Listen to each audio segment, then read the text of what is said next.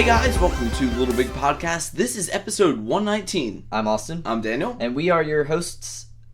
Forever. Forever, yeah, that just about does it. Okay, so this week we are still in PSN outage. It's been 2.5 weeks now that we've been without PSN, but there is hopes of it coming back next week, pretty sure. Yes. So we do have some important information regarding PSN, so let's go ahead and dive right into that. All right, first off, we have a letter from from Howard Stringer. He's the CEO at Sony. The post was by Patrick Seybold, but you can go to blog.us.playstation.com and read that entire letter. It's a really, really good letter, and it just kind of lets you know that we're not the only ones suffering through this. It hasn't been an easy time for Sony either. Right, so it's nice to see that, even the highest people up there in the chain of Sony are getting down to our level as consumers and letting us know exactly what's going on. All right. So it's good to see that. Also, the U.S. House of Representatives has had a little bit of a talk with Sony, and Sony has responded with the situation, and these are some of the points that they've been able to identify so far. Sony has been the victim of a very carefully planned, professional, highly sophisticated criminal cyber attack.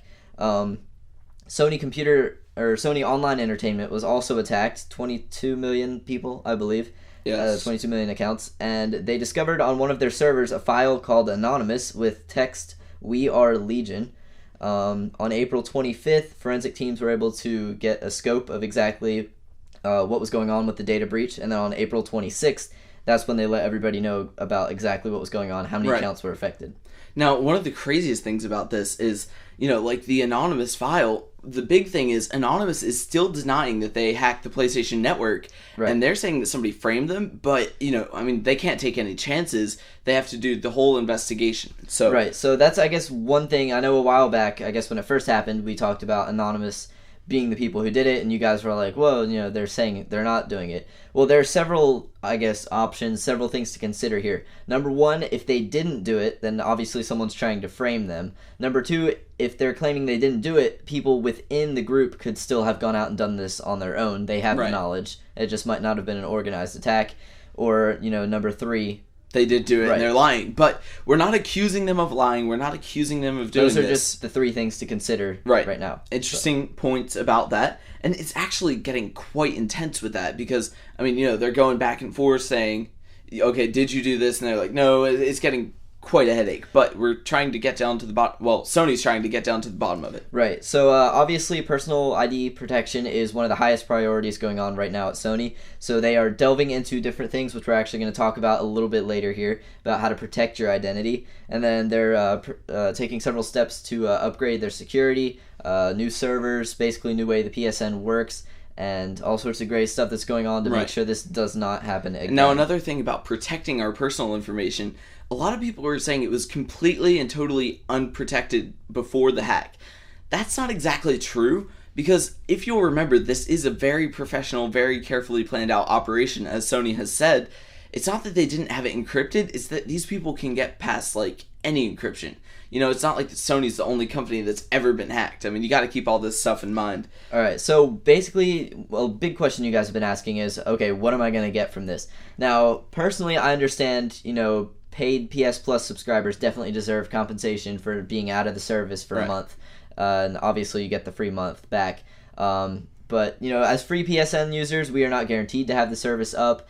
It's been a disappointment, but we've lived just fine without it. But we do miss it, of course, but, we don't really deserve anything. So Sony has actually reached out with a welcome back package, and this is going on right now in North America and Europe.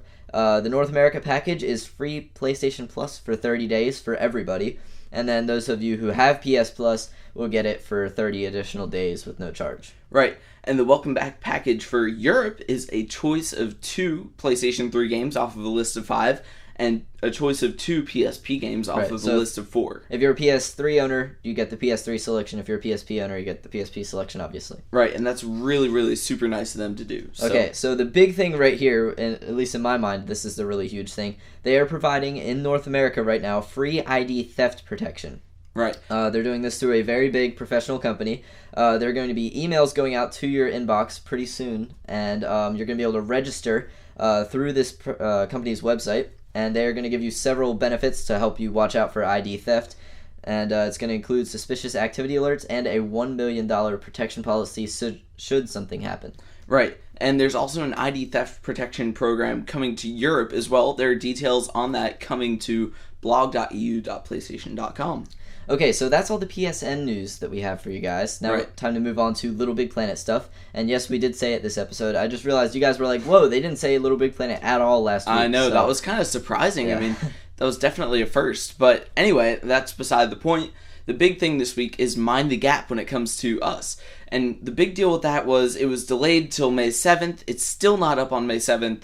So what we're doing is we're going to delay it from 1 week when the PlayStation Network gets back up. That way we don't have to be like, oh, do it then, and then it's not back up yet. So as soon as PSN comes back up, which is hopefully going to be the middle of this coming week, I guess, it'll be a week from that date that our Mind the Gap contest will close. That'll give you about a week to collaborate, get any creations that you've created offline back together online and get them finalized in your level.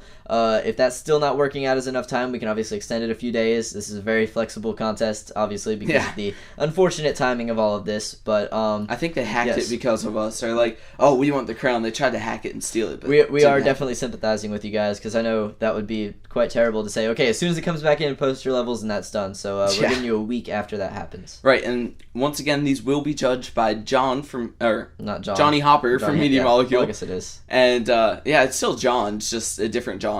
But he's going to be judging these. He wrote the story for Little Big Planet 1 and 2, so if anybody knows what this should be, it'll be him. Right, and if you have no idea about what we just talked about, click here if you're watching on YouTube for a very cool video explaining all of that, and then I guess there's another update video from last week, and now this is kind of a combo update video with an episode. All right, and finally, the Little Big Planet 2 Creator Jam 2011 just took place, I guess, less than 24 hours ago in Europe, if you're watching this on Friday. And what was going on was Media Molecule invited some of the big name creators to Media Molecule to test the PlayStation Move Pack that we demoed on the show a couple weeks ago. Yeah, we did. And so lots of you guys were able to watch it. I know you had a lot of fun with that. And so more about that is going to be revealed E3, right before E3. And Media Molecule also mentioned there are going to be some new tools. Now, this is talking about... Shocker. Yeah, whether this is talking about the Move tools or if there are some additional tools besides the Move Pack, we don't really know. We weren't able to get an inside glimpse, unfortunately, yesterday, but we did get several pictures that have been popping up randomly throughout this little splurge. And it looked like the creators had a lot of fun. There were some big name people there: Nuclear Fish, Chimpanzee, Steve Big Guns. They even tracked down Raphael and had him there. So a lot of really cool people. And obviously there were loads more that I can't remember. But O King O, we featured his levels. There's... Oh, if we start naming people, we'll get in trouble for not naming others. I just can't imagine the scope of things getting not only the Media Molecule guys together, but then all of the guys who are behind these huge levels in the community. Goodness, just so insane. Getting everybody together and having them make stuff is just like incredible, I think. So that's basically what went on this week in Little Big Planet news. Obviously, not much more. The Tron pack and the Killzone pack that are supposed to be released. Well, Tron pack was supposed to be released. Isn't there a Cinco de Mayo pack There or was something? Cinco de Mayo pack too. Those are going to obviously be released as soon as PSN gets back online. Maybe not the day, but soon after. Yeah, we'll keep you posted on the DLC that's supposed to be out then. So yes. And I think that's it. That would be everything we have for you guys this week. Thanks for tuning in. I'm Austin. I'm Daniel. And we will see you next Friday on LittleBigPodcast.com. We are also on iTunes and a bunch of video distributors like YouTube, Roku, Boxy, all sorts of crazy stuff. So look us up wherever your easiest way to get to us is, and we'll probably be there. All right, and you know something funny? We said our names at the beginning of the show, and they didn't change the whole time. That is pretty weird. All right, that's it. Bye. I'm standing on a pile of books.